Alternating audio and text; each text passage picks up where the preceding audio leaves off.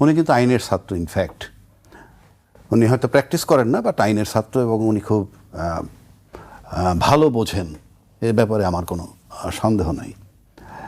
পাশাপাশি এখানে একজন আইনমন্ত্রীও আছে, যিনি অ্যাটর্নি জেনারেল ছিলেন এবং আইনমন্ত্রী।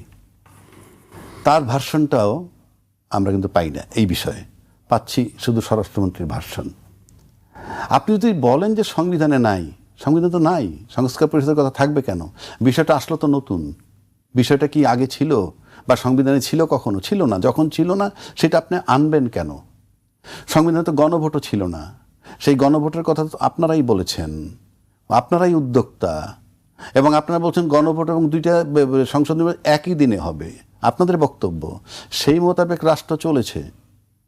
এবং নির্বাচনের পূর্বে বিএনপির চেয়ারম্যান সাহেব সরাসরি বলেছেন, ধানের শেষে যেভাবে ভোট দিবেন একই কায়দায় গণভোটের হাতে ভোট দিবেন।